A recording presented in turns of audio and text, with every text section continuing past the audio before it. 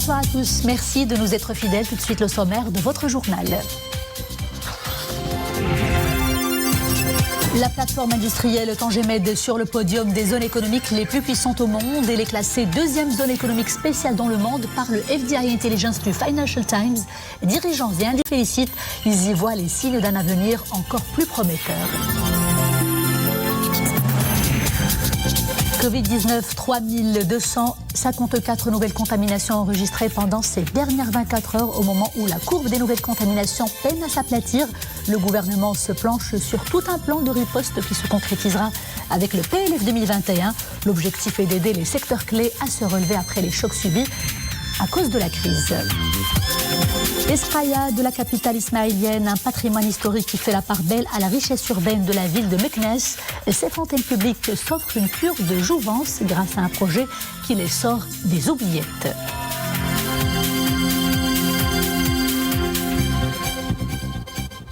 Bonsoir. La plateforme industrielle Tangemed, un projet titanesque aménagé sous l'impulsion de Sa Majesté le Roi Mohammed VI, sa haute performance et ses indéniables atouts lui ont valu, nous vous en avions parlé déjà hier, une prestigieuse distinction internationale. Le FDI Intelligence du Financial Times le répertorie comme désormais deuxième zone économique spéciale dans le monde après le port de Dubaï. Nisril Hamdawi avec les détails. Sur les 100 zones économiques les plus performantes à travers le monde, la plateforme industrielle Tangemed se démarque haut la main. Elle trône en deuxième position dans le classement des zones les plus attractives à l'échelle internationale pour l'année 2020. Une consécration de haut vol qui nous parvient du FDI Intelligence du Financial Times, le prestigieux service du Financial Times spécialisé dans la promotion de l'investissement et l'attraction des investissements directs à l'étranger. Cette distinction mondiale qu'a reçue la plateforme Tangemed s'est vue attribuer aussi une catégorisation importante pour les grands investissements, avec la mention spécifique pour le secteur automobile, ainsi qu'une première place en classification africaine pour les installations de la PME. Cette importante consécration confirme le rôle de Tangemed comme important hub de compétitivité régionale, tant au niveau logistique qu'industriel. C'est la première fois qu'une zone africaine se taille une place aussi élevée dans ce classement mondial. Un beau témoignage de la montée en puissance du réseau des zones d'activité développé par Tangemed. Pour les industriels actifs sur Tanger Free Zone, cette distinction augure d'un avenir entrepreneurial prometteur.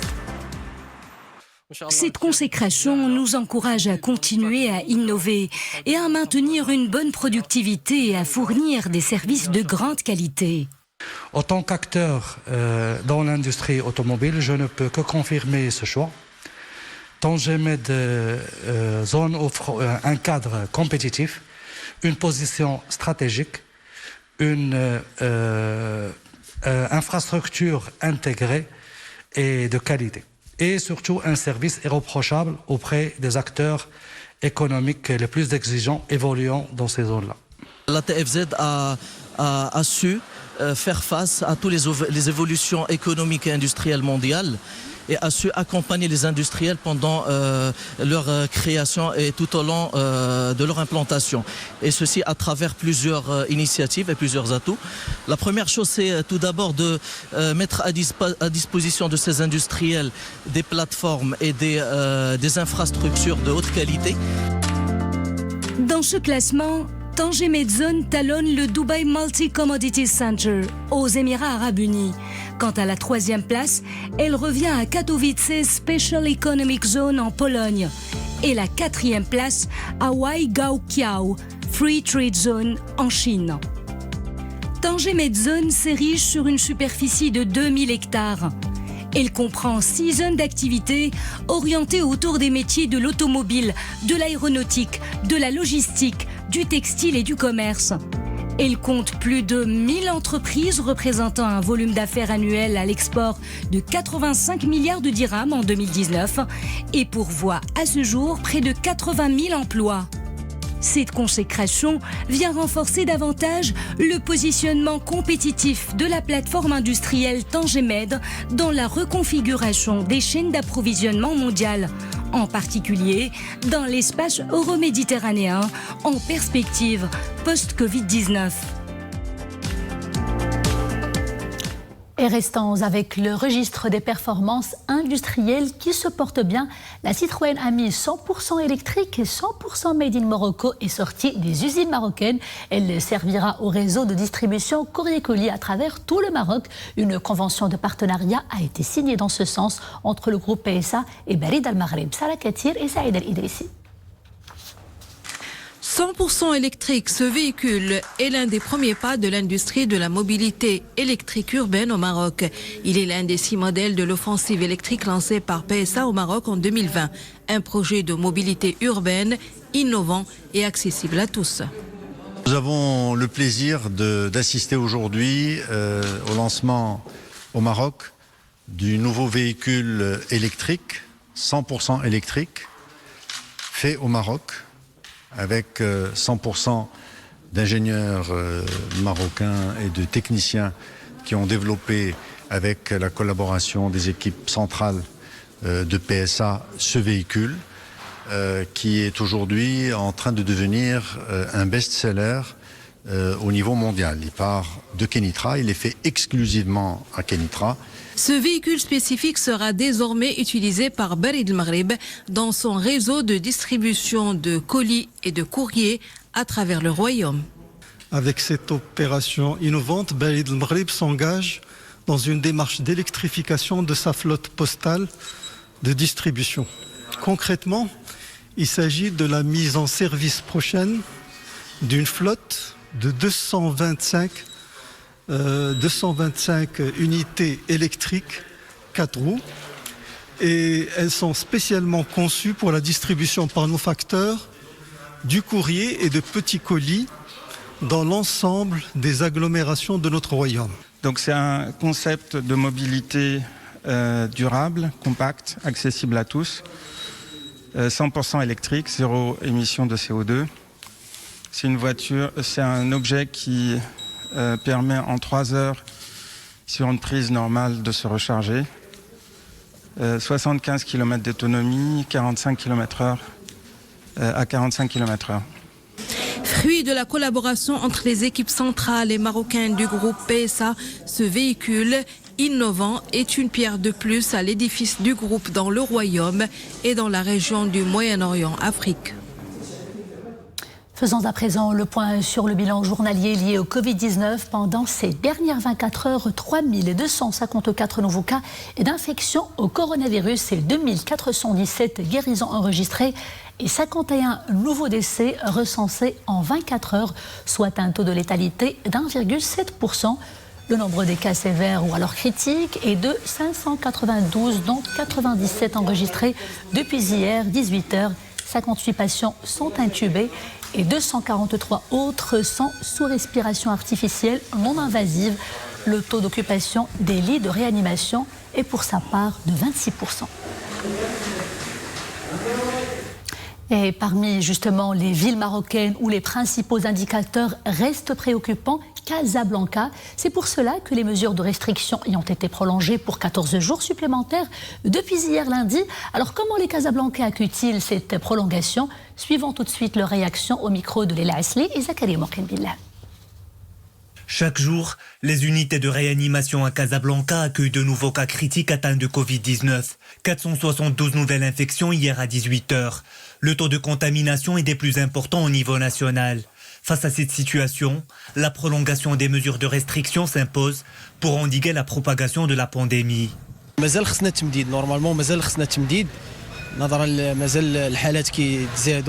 La prolongation des mesures de restriction ne peut qu'être bénéfique. Le nombre de cas positifs est en nette augmentation.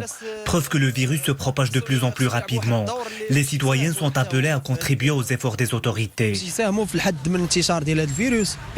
Nous devons tous nous conformer aux mesures préventives de rigueur. Se laver régulièrement les mains, désinfecter les surfaces et porter le masque de protection qu'il ne faudrait pas omettre. Il ne faut pas adopter une attitude de laisser aller, car la pandémie existe bel et bien. Au cours de cette période de prolongation, les mesures préventives prises auparavant sont maintenues. Les habitants de la capitale économique sont invités à plus de mobilisation et d'implication dans la lutte contre le virus. Le citoyen a un rôle crucial à jouer. La prévention reste de rigueur car le risque de contaminer ses proches ou sa famille est toujours fort. Aujourd'hui, nous nous sommes familiarisés avec les gestes barrières. Le port de masques de protection est devenu une habitude. On s'y conforme tant bien que mal. Le plus important est d'adopter un comportement responsable. Depuis le mois dernier, Casablanca connaît un renforcement des mesures préventives, notamment dans les moyens de transport et les lieux publics, en plus de restrictions sur les déplacements nocturnes instaurées à partir de 22 heures. Vous le savez, la crise sanitaire du Covid-19 a impacté plusieurs secteurs clés et pour y faire face, un plan de riposte nationale a été élaboré. Il touche à plusieurs domaines, bien entendu.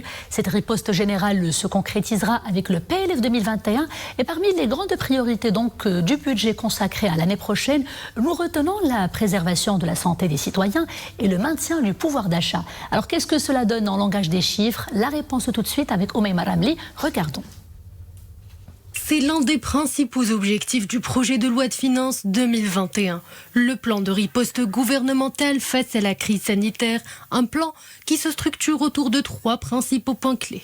D'abord, pour le renforcement du dispositif médical, 3,135 milliards de dirhams seront mobilisés dans le cadre du fonds spécial pour la gestion de la pandémie du coronavirus. Cette enveloppe sera dédiée à la prise en charge des dépenses nécessaires pour le renforcement et la mise à niveau du dispositif médical, l'achat des médicaments et des produits pharmaceutiques, l'amélioration des moyens d'intervention, la subvention des prix des masques non tissés à usage non médical produits localement. Les moyens humains seront également renforcés avec la création de 5500 postes budgétaires. Le deuxième élément clé du projet de loi de finances en lien avec la crise sanitaire, c'est l'appui à l'économie nationale et à la préservation de l'emploi. Pour ce volet, il a été décidé d'accorder à toute entreprise impactée par la crise l'allocation d'une indemnité forfaitaire mensuelle, l'allègement des charges des entreprises en difficulté et le soutien de la trésorerie des entreprises à travers les 2 programmes d'Aman Oxygène et garantie auto-entrepreneur Covid-19. Le projet de loi de finances comporte également un 3e axe qui est relatif au soutien des ménages.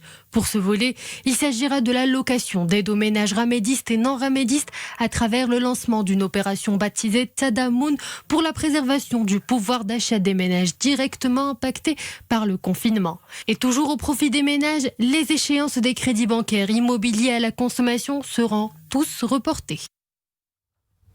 À présent, ce bulletin spécial de la météorologie nationale. À partir de demain mercredi, de fortes ravales de vent et des averses orageuses sont attendues dans plusieurs provinces du royaume.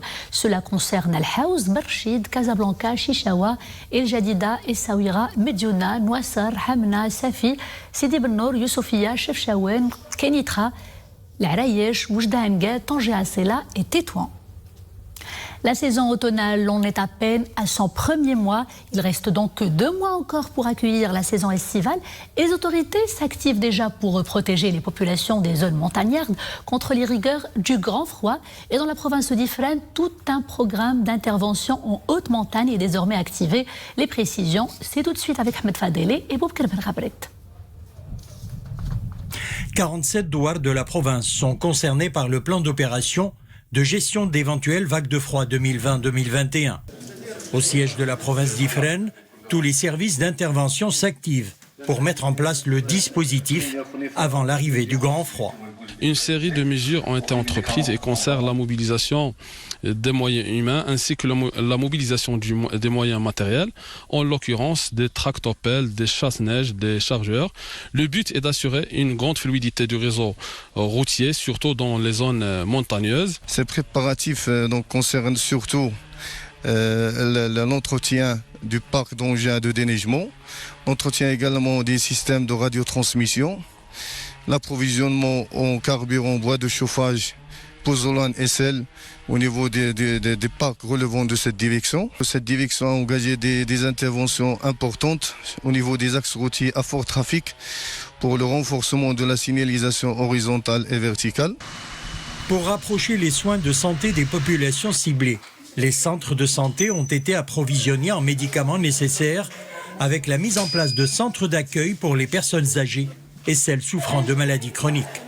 Pour les soins qui vont être prodigués à travers la réalisation des unités mobiles médicalisées et des caravanes multidisciplinaires, il s'agit de consultations médicales soit spécialisées, soit de médecine générale qui concernent la santé de la mère et de l'enfant, soit le sujet âgé et les maladies chroniques, soit à travers la consultation paramédicale qui consiste la vaccination, la prise de tension et le dépistage des maladies chroniques. Nichées en haut de la montagne, les écoles devront faire face aux caprices du temps. Les températures en hiver sont glaciales. Les autorités ont tout prévu pour mettre les écoliers dans les meilleures conditions de scolarité. La distribution de 150 radiateurs cette année et la distribution de 154 nouveaux radiateurs pour l'année 2020. Sa direction a également lancé des marchés concernant les moyens de chauffage, notamment une offre pour le chauffage du bois. Près de 420 tonnes de bois sont ainsi destinées à alimenter les poêles à chauffage installés dans plusieurs écoles en haute montagne dans la province d'Ifrane. Le plan d'opération Gestion des vagues de froid 2020-2021 vise cette année quelques 8 communes dans la province d'Ifrane. Impossible de ne pas les apercevoir lors d'une tournée à l'ancienne médina de Meknes. Je vous parle des fontaines d'eau publique qui font partie intégrante du paysage urbain traditionnel de la ville. Sauf que voilà, ces points d'eau gratuits étaient mis à l'abandon malheureusement. Et pour les aider à retrouver une jeunesse, un projet de restauration a été mis en place et le chantier va visiblement bon train. Brahim Raouti, Abdeslam Khaloui et Mariam El-Messi pour le commentaire. L'Edim, Njarin, Sadiq Dor al-Alami. Le souvenir de ces quartiers est ancré dans la mémoire de chaque Meknassi. L'image de leur saqaya en ruine aussi. Le spectacle est désolant. Ces fontaines servaient autrefois à désaltérer les passants, rassembler les porteurs d'eau et purifier les fidèles avant la prière.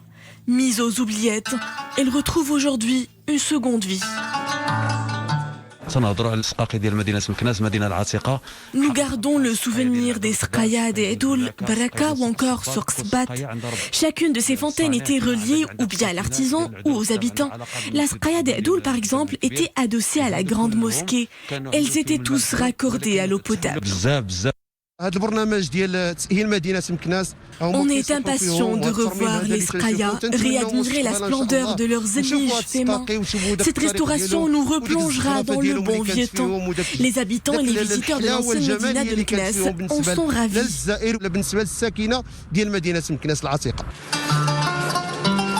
Les réseaux en eau les desservant, coupés suite à une décision locale, ces fontaines pâtissent depuis des années de l'abandon. Ce patrimoine architectural niché au cœur de la cité ismaélienne renaît enfin de ses cendres grâce à un projet de réhabilitation. 8 Sqaya sont actuellement en chantier.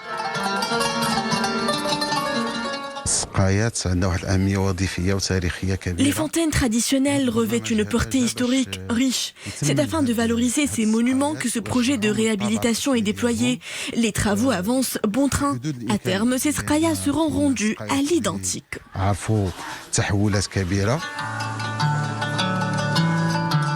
avant 9 mois. Un travail de longue haleine est nécessaire pour conserver l'authenticité de ces bâtis traditionnels et le rendre le rayonnement d'antan. Et c'était le clap de fin de ce journal. Merci d'avoir été des nôtres. Je vous dis à très bientôt, toujours avec grand plaisir. D'ici là, portez-vous bien.